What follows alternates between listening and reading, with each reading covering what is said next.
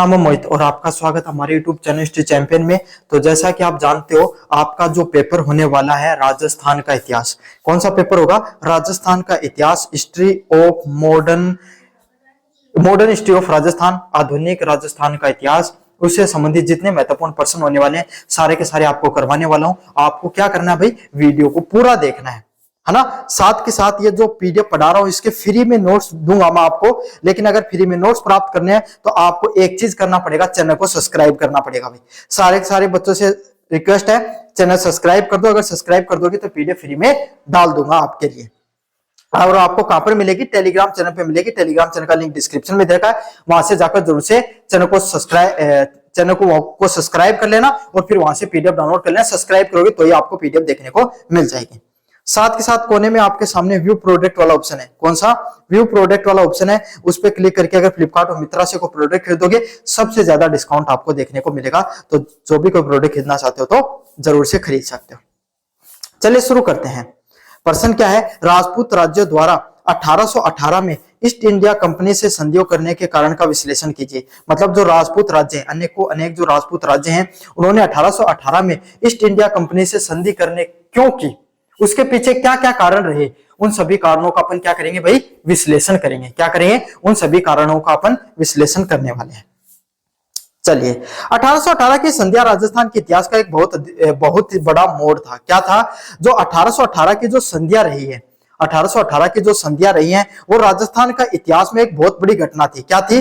राजस्थान का जो इतिहास था उसके अंदर एक बहुत बड़ी घटना के रूप में उसको देखा जाता है।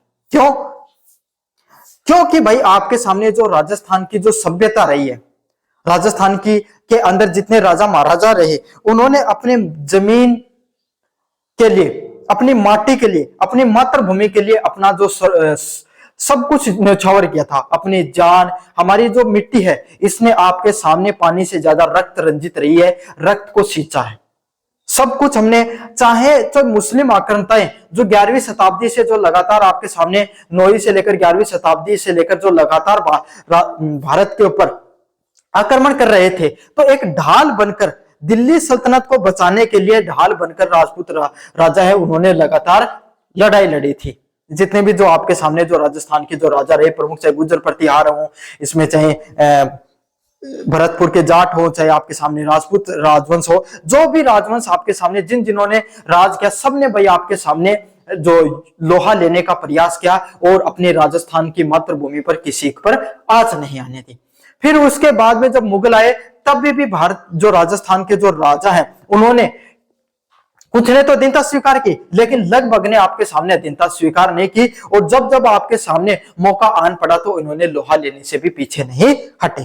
तो इसके बीच में आपके सामने 1818 की संधियां होती हैं अंग्रेजों के साथ। ये राजस्थान की इतिहास का एक बहुत अधिक ऐतिहासिक मोड़ इसीलिए कहा जाता है क्योंकि जो लगातार जो मराठा है, जो आपके सामने राजस्थान पर लगातार आक्रमण कर रहे थे, उसके बचने के लिए जो राजपूत राजवंश हैं, इन्होंने क्या किया भाई? अंग्रेजों का सहारा लेने की सोची। सदियों से अपनी स्वतंत्रता के लड़ने वाले सूरवीर राजपूतों ने बिना तलवार उठाए अपनी अधीनता राजपूतों को स्वीकार कर दी। मतलब ये वो कालखंड था जब हमारी मातृभूमि के लिए योद्धा सिर्फ इसी चीज के लिए जाने जाते थे कि जो लगातार युद्ध भूमि पे, रणभूमि में अपने आप को न्यौछावर करने के लिए, युद्ध भूमि में लड़ाई करने के लिए जाने जाने वाले जो योद्धा है, उन्होंने क्या? बिना तलवार उठाए ना अंग्रेजों को अपनी अधीनता स्वीकार कर दी। अंग्रेजों को कहा कि भाई अब तुम हमारी तरफ से लड़ सकते हो, लड़ो या हमारी आपके सामने जमीन को आप संभालो। ये कोई आकस्मिक घटना नहीं थी बल्कि गंभीर मजबूरियों का परिणाम था। क्या था? ये कोई आपके सामने अचानक से होने वाली घटनाओं में से एक घटना नहीं थी। क्या नहीं थी भाई? ये कोई ऐसी घटना नहीं थी जो अचानक हो गई। इसके पीछे हमारी कुछ ना कुछ मजबूरियां रही। तो सोचो, जिन राजवंशों का, जिन सूरवीरों का हमेशा से इतिहास रहा है लोहा लेने का, हमने अनेक बार आपके सामने लोहा लिया है, कोई ना कोई तो उनकी ऐसी मजबूरी रही होगी कि वो आपके सामने, जिन्होंने क्या किया भाई? आपके सामने मजबूर होना पड़ा, जो आपके सामने अंग्रेजों के। समझ में आ गया? तो इसीलिए कोई ना कोई तो मजबूरी रही होगी। क्या मजबूरियां रही उसके बारे में अपन देखेंगे। संधियों के पीछे प्रमुख कारण क्या थे? पहला था मराठा और पिंडारियों का अंतहीन आतंक।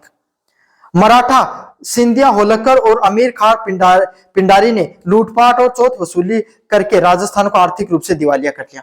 क्या करते थे? मराठा है जो मराठा राजवंश हुआ करते थे, जो औरंगजेब के बाद में औरंगजेब की मृत्यु के बाद में आपके सामने जो राजस्थान के अंदर जो राजस्थान क्या पूरी केंद्रीय सत्ता नहीं थी भाई, कोई भी एक मुख्य सत्ता नहीं थी। जो दिल्ली सल्तनत वो कमजोर हो गई थी, मुगलों की सत्ता धीरे धीरे कमजोर हो रही थी।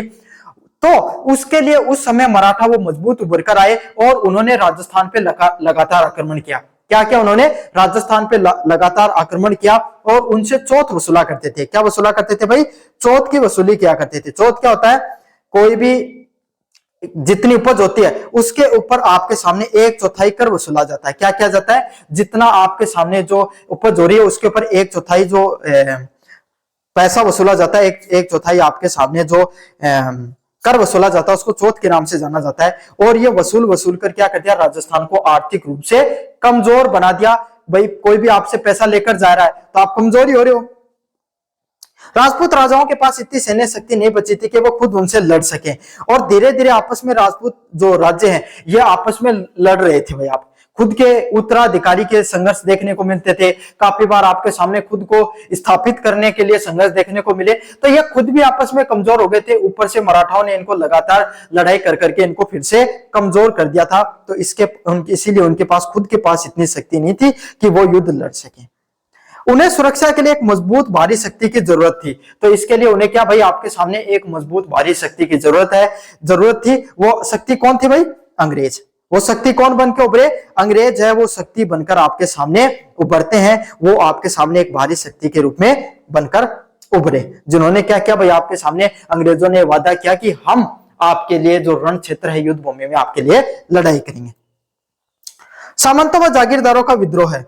राजाओं की शक्ति कमजोर होने के कारण उन्होंने अपने सामंतों को नियंत्रण से बाहर हो गए। क्या हुआ?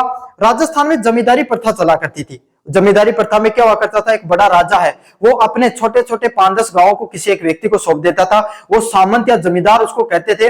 वो उनके बदले, उस राजा के बदले वहां पर टैक्स वसूलता था, कोई खुद की सेना रखता था और क्या करता था भाई? आपके सामने कुछ टैक्स राजा को देता था उसके बदले जो वसूल रहा है, और जब जरूरत पड़ती थी तो राजा को सेना भी देता था। यह सामंती प्रथा के नाम से जाना जाता है। अब धीरे धीरे क्या होने लगा? जो आपके सामने भाई राजाओं की शक्ति कमजोर होने लग गई और जो सामंत है क्या है? जो सामंत है वो आपके सामने क्या है? उनके नियंत्रण से धीरे धीरे बाहर होने लग गए। धीरे धीरे उनकी शक्तियां मजबूत होने लगी। वे राजाओं को कर नहीं देते थे और विद्रोह करते थे। क्या होते थे? जो आपके सामने राजपूत राजा हैं उनको वो कर नहीं देते थे बल्कि उनका विद्रोह किया करते थे। क्या किया करते थे? उनका विद्रोह करने लगे।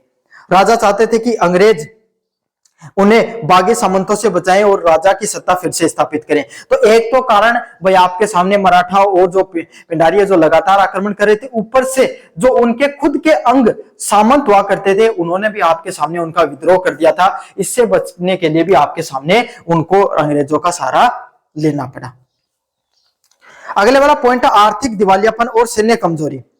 लगातार युद्ध और लूटपाट के कारण राजकोष इतना खाली हो चुका था कि राजाओं के पास अपनी सेना को वेतन देने के लिए भी पैसा नहीं बचा था। क्या हो गया था? लगातार युद्ध हो रहा था। क्या? लगातार युद्ध और लूटपाट करने के कारण क्या हो चुका था? जो राजकोष है वो बिल्कुल खाली हो चुका था।